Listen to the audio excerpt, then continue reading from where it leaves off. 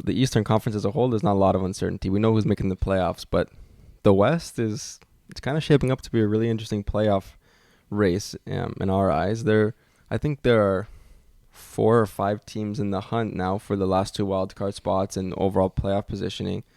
What are your thoughts on the West? Yeah, the Wild West. I have even more. I counted today just before we started. There's 6 teams within 10 points of the 2 wildcard spots, and like 11 if we it gets to 11 if we add the teams that are currently holding a top 3 division ranking. Like those teams that are holding those top 3 spots are still within 10 points of a playoff spot. Like It is very, very, very close. Legitimately, every single team but Colorado is at risk of not making the playoffs.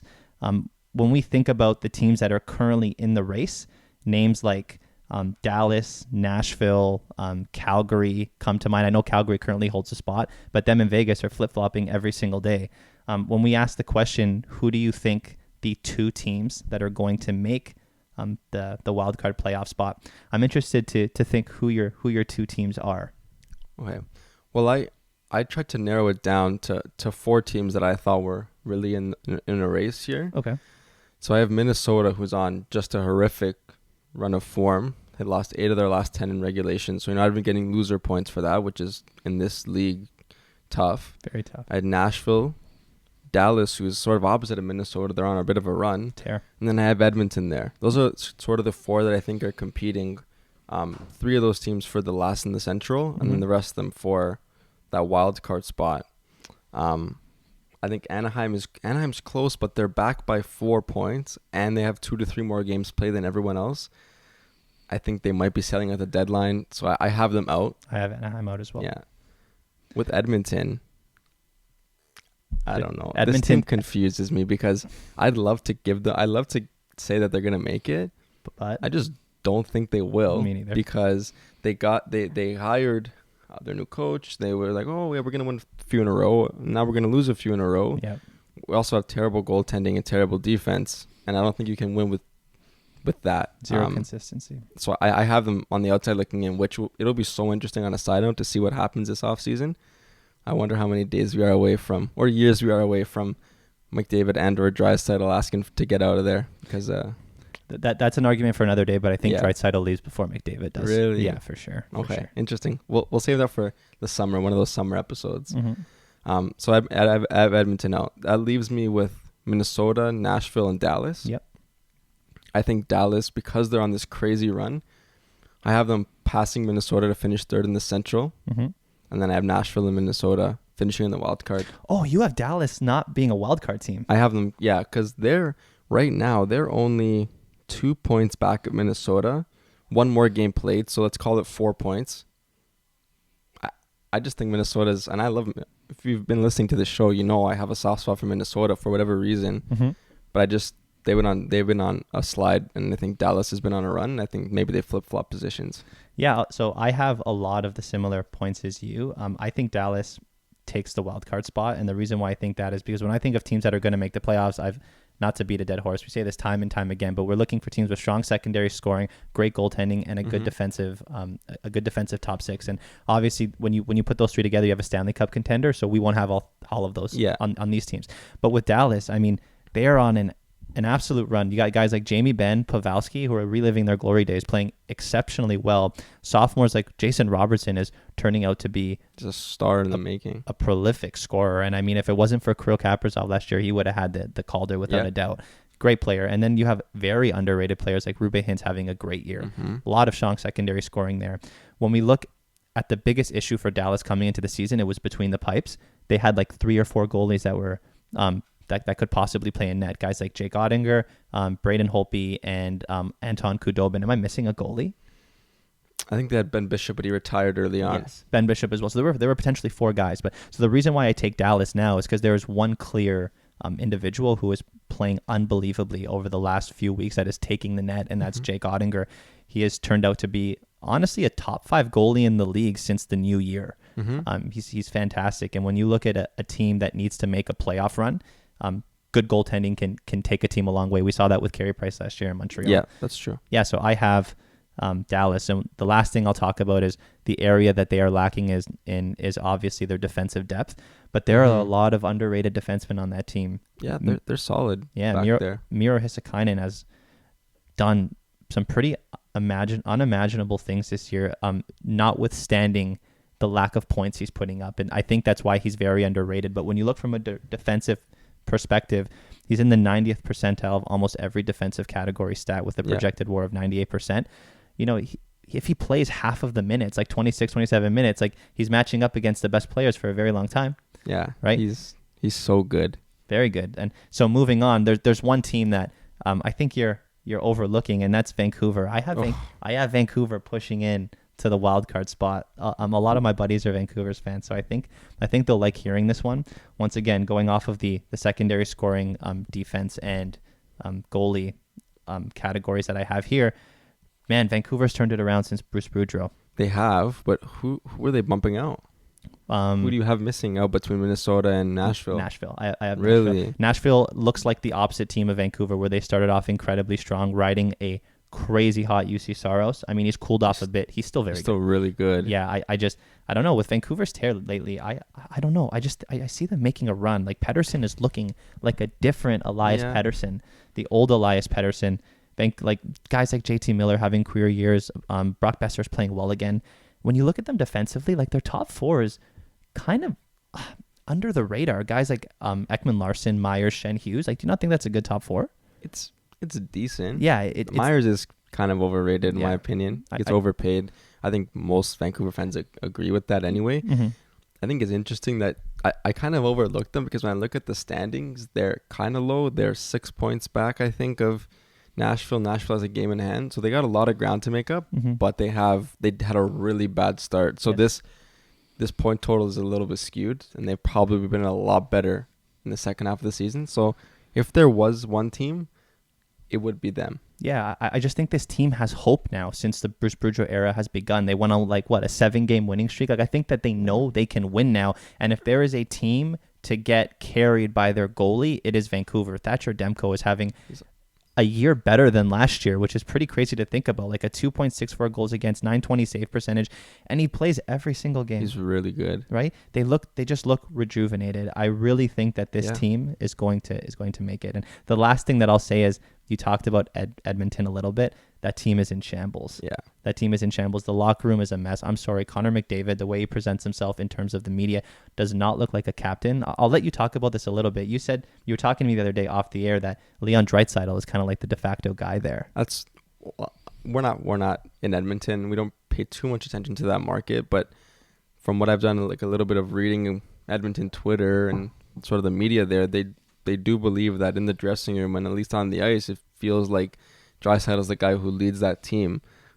So, I mean, it's always good to have multiple leaders, but when your guy, the best player in the league, isn't looking like a captain, and that's a pretty hot take from you. I'll let you elaborate on that a little bit more if you want. That's a problem. Yeah, it is a problem. Like, there's something to be said about a locker room that has a clear leader. And I understand that many different players can be leaders at different times. I'm not saying that shouldn't happen. You know, like a healthy locker room has discourse. I completely agree with that. But at the end of the day, when the going gets rough, you need a guy like Jonathan Tavares or like prime Dustin Brown when like they were going on those runs to step up and like make a big speech. And I'm sorry, Connor McDavid does not look like that guy to me. And I know this is purely on conjecture, but when you look at the way that he talks to the media, he is very... So what I'm looking for, he's very short and snappy, doesn't give reporters the time of day. And when you look at very seasoned captains, like you can tell when they get asked a stupid question, they answer it in a respectful way because they understand like they represent the organization. Just listening to the way that he talks to the media, it just makes me think that there's locker room problems there. And it kind of seems clear that a lot of players don't want to play in Edmonton. It's kind of funny that they've reached out to New York to go get Semyon Varlamov, and he straight up told the organization he's not waiving his no-move clause to go to that dumpster fire of a team. I just think the problems in Edmonton are deep-rooted. Yeah, they are. Ken Holland has a problem on his hand that he's been trying to solve for a few years. Like I said, we can go real deep on Edmonton in the offseason, especially if they flame out of this playoff race. That's a conversation for later, but that's an interesting take you have on Connor McDavid. Yeah, like just... the last thing I'll say is, once again, no goaltending. zero defensive depth. Like Tyson Berry's had a terrible, terrible year. Who do they have there? They have Darnell Nurse, Evan Bouchard, who's Cody decent. Ceci, like Leafs legend Cody Ceci. Like, give me a break. They thought Like- they thought having two of the Leafs top four from 2 years ago was a good idea. Like zero scoring depth. Like I understand that McDavid and Draisaitl are arguably the two most offensively gifted players in the league, but those guys can't score you every goal. What's weird though is that they somewhat address that. They have Kane, Hyman, Nuge, Warren Fogle. There's still problems there. Like I don't know how you solve this. Yeah. Luckily we don't get paid $2 million to do it, but yeah, maybe you solve it by going to get like a scorer that doesn't have locker room problems in Evander Kane. I mean, I was the one who advocated for the move to go to Edmonton. I agree, but maybe we're seeing the consequence and the risk of that trade now. yeah, there's a lot to talk about there. We'll save it for later. I want to go back to Vancouver. Okay. Because I had Vancouver as sort of not that team sneaking in. And so when I looked at them ahead of the deadline, I thought maybe you kind of sell a little bit. Really? And you sort of treat it as like as a retool of sorts. Because I think that their point total doesn't represent how good of a team they are on paper. Mm-hmm. So I sort of thought to myself before I considered how good they've been. They've actually been 7-3-0 in their last 10, which is a lot better than I thought. Granted, maybe not right now. Maybe a little closer to the deadline. If you find yourself straying away from this race, you maybe make a couple of trades. I don't know if you go for a big trade like a JT Miller or Brock Besser. Maybe you try and recoup a couple of assets and then make a run again next year, because I think they'll be good next year. They have those key pieces in place. Where do you see Vancouver at the deadline? I think Vancouver has to be buyers at the deadline. Like, in my mind, when you have a team that is selling, it's a team with no core, and therefore a team that is trying to create a core. Like that's why you sell your key pieces. Like what Arizona is doing with Jacob Chychrun. You made a great point. When I was talking to you before, and I said, why would Arizona trade a fantastic first-line pairing defenseman on term for a very long time? Like, why would you get rid of him? This is a guy you can build around. You made a great point that said, maybe because you don't think you can build around him quickly enough, so you get assets for him so you can like make a core in place for a sustainable amount of time. And when you look at Vancouver, that core is in place. Elias Pettersson, Brock Besser, JT Miller, and Quinn Hughes, and Thatcher Demko is a fantastic core. It is. Right? If I'm the organization, I'm thinking of buying every single deadline, because when you go get side pieces, you can make a team here that can make a deep run. Yeah. Right? Their top six, I think, is Besser, Pettersson, Garland, Hoglander, JT Miller, and one more player that I can. Maybe Podkolzin? Maybe. I'm not too familiar. So it seems like there's one or two spots on that top six that you can shore up and have some pretty high depth scoring. And Claude Giroux comes to mind. Oof. Right? Their top four is like I mentioned before, it's above average. The left side is loaded with Hughes and OEL. Just go get a right-sided defenseman. We saw Jacob Chychrun taking plays on the right side because Arizona wants to shop him as a right-handed defenseman. Yeah. Why not go get him on term and add to the core?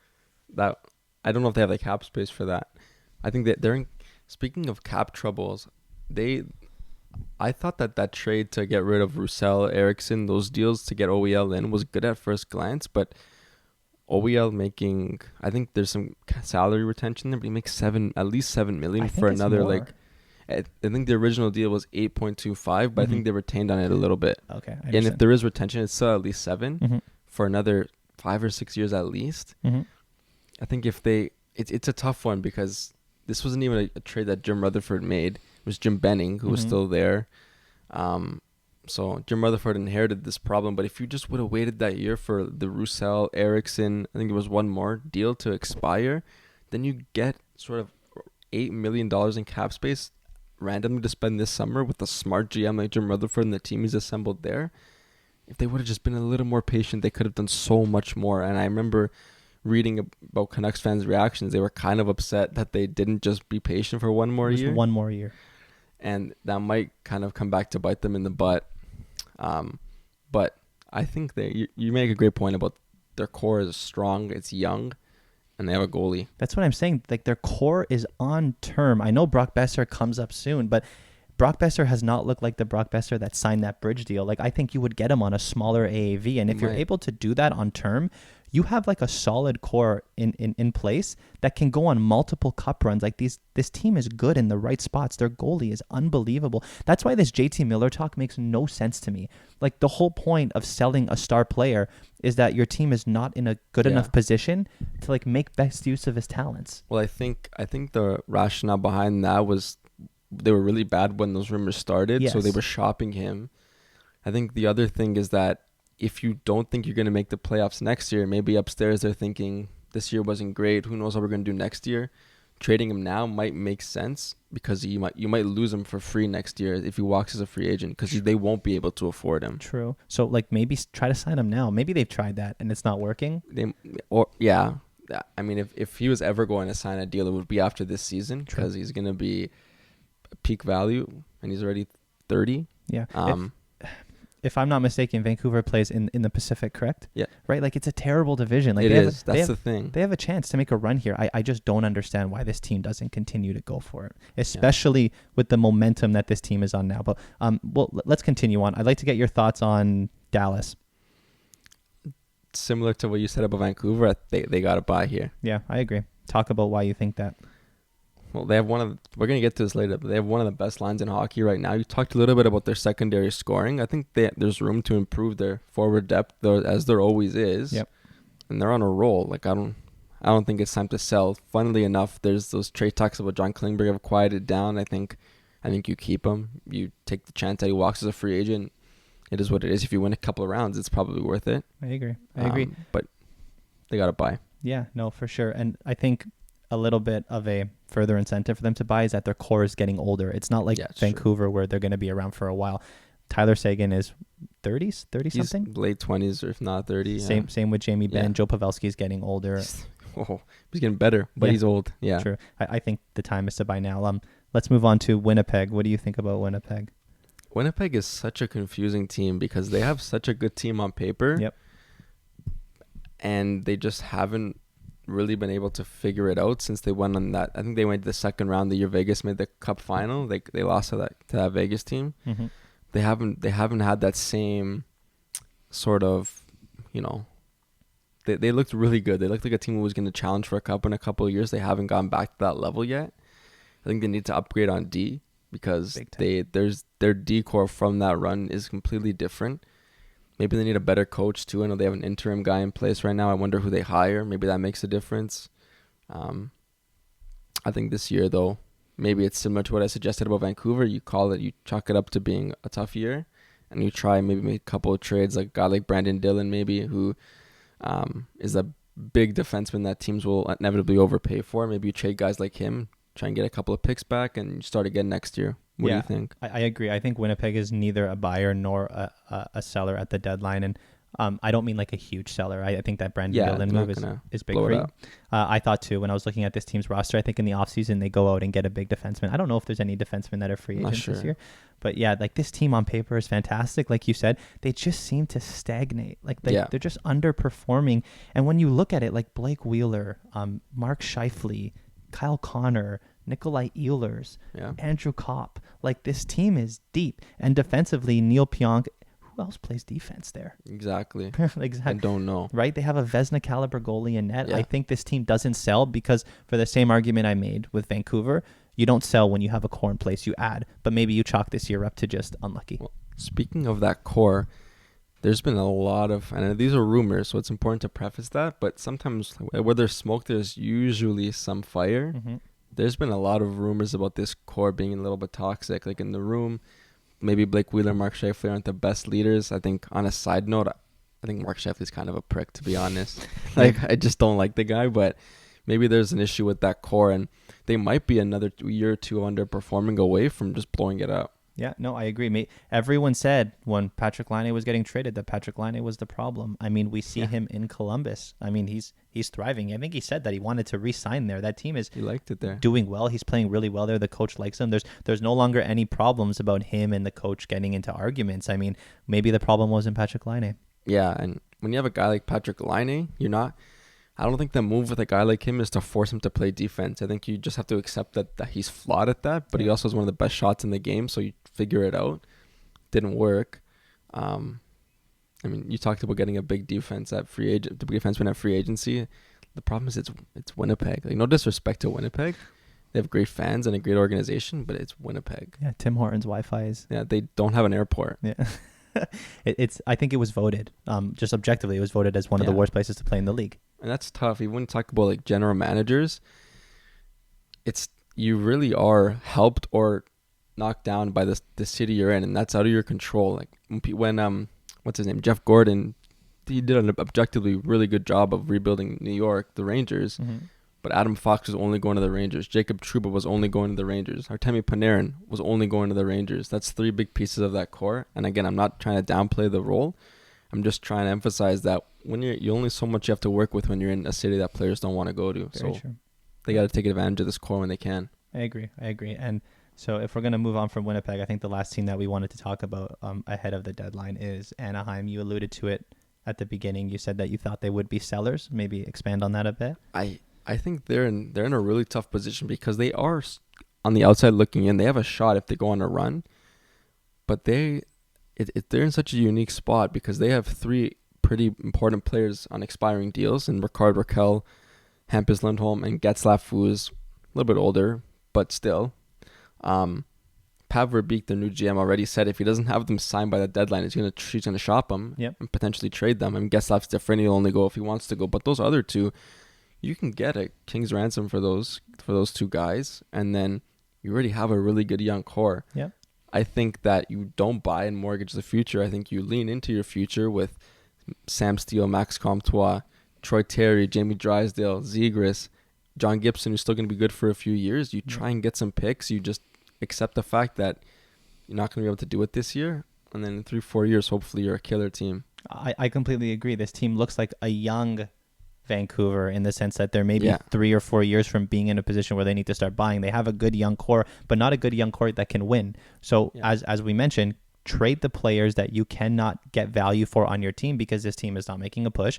Go out and get some draft picks. Hopefully you score big on them, and then you have a young core in place where you can start shopping draft picks in the future, right? Like there's a very, very predictable cyclical pattern in the NHL with respect to any given organization. You have a good young core for a very long time that you sell the farm on to try to keep going and make the playoffs every single year because you know one day these guys are going to get old and the team's going to be bad for a while. Yeah. That's why I'm thinking with Vancouver, like since that cup run in, was it 2011? 2011. Right? They had been bad for so long and they had wanted to get a core for so long. Like you finally have two fantastic scorers in Pettersson and in JT Miller. It just doesn't make sense to sell. But Anaheim, sell, please sell. Yeah, I agree.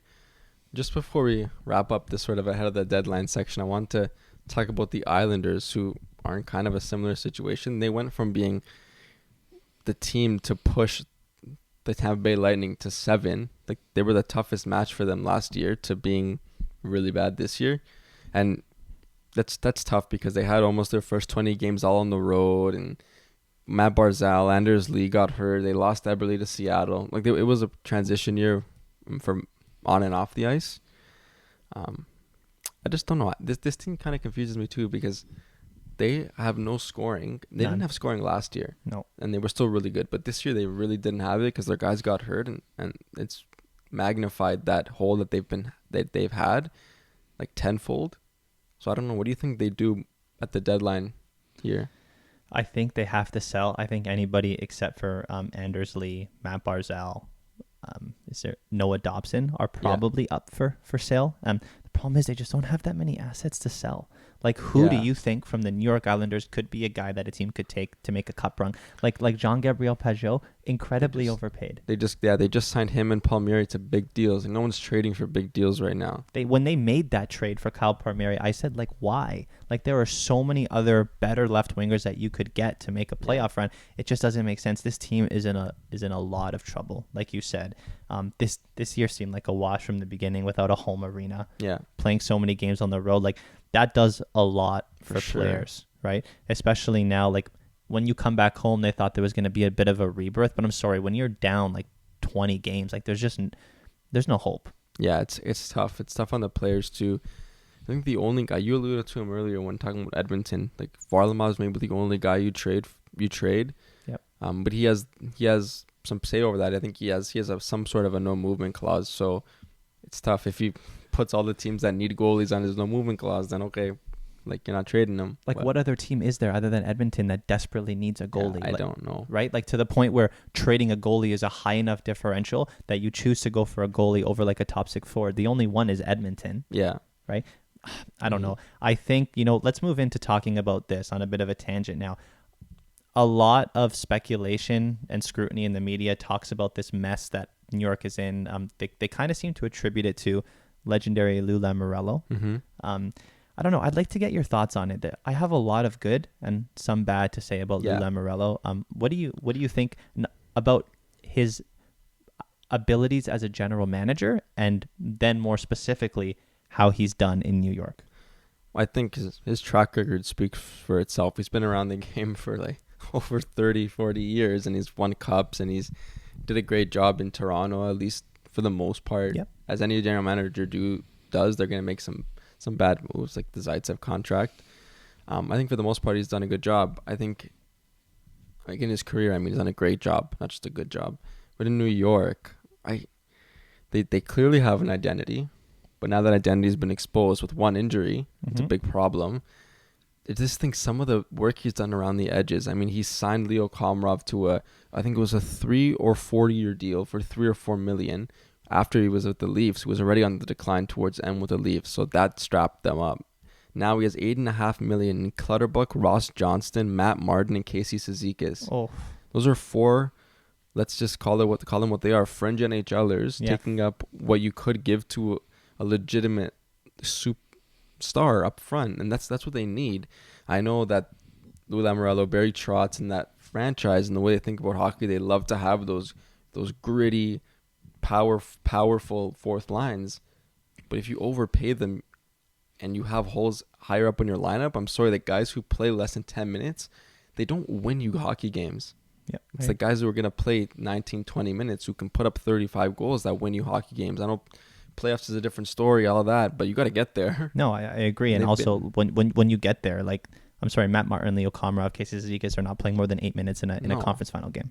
Exactly. Yeah. I have a lot to echo with what you said, so I'm not gonna continue on and just re-say what you said. Lou Lamoriello has done a great job. He's been in his career, he's known to find value, like picking up Martin Brodeur and like the 20th overall pick. I mean, that guy's been one of the best goalies of all time. I know he's not your best goalie of all time, but watch the last episode, everybody. Drafting Patrick Elias in like the 3rd round. I mean, yeah, holy, right, speaks for himself. But in New York, it's been a bit of a different story. I agree, and I think the move that really stands out is the Devontaves trade. Oh my gosh, yeah. Right? What did they get? 2 second rounders for Devontaves. And I mean, at first the rationale had some logic to it. The thought was you needed to re-sign Matt Barzal and Anders Lee, so move a defenseman that had some value that you couldn't re-sign because he was probably going to want $6 million. But man, is that deal looking bad now? Yeah, Devontaves he's unbelievable. He's also playing with Cale Makar, but he still would. I think he would have made Team Canada if there was a Team Canada. It would have been close. He's so good. He's so good. I think he's on pace for like something stupid, like 70 points this year or something dumb. Yeah, I mean, he missed a bunch of time, but if he would have played, he would have been in there. Like that's for a defenseman. 100%, and you can't even attribute that to Colorado's unbelievable first line power play because he doesn't play it. Yeah. He plays their second line power play, and he didn't play with Cale Makar for a lot of the year. They only started putting them together, really? right? Because they've been so good. Devontaves is simultaneously one of the best defensemen in the NHL and one of the most underrated defensemen in the NHL. True. And that move that they made for him, I mean, with how he's playing now, I know hindsight's 20/20, but you could have got a couple first for that guy. Well, for sure. And those contracts we talked about, Komarov, Clutterbuck, Matt Martin, if you don't sign those guys, you have $8 million to sign Devontaves. You can keep him. Yeah, or at the very least, if you see the writing on the wall and you know that those contracts are going to be bad, maybe you trade 2 seconds and one of those terrible contracts to free up some space. Yeah. True. It's just some of the things that he did at the end were a little bit confusing, but I mean, I have the utmost respect for Lou. I believe in his abilities. I mean, he has to know what he's doing. Back-to-back conference finals with a team, I'm sorry, that looked terrible. Yeah. Don't know how they did it, but a lot of respect to them. Yeah, I wouldn't be surprised if they find their way back because Lou always works things out. But it is important to at least touch on some of the mistakes that he's made. But I think he'll figure it out.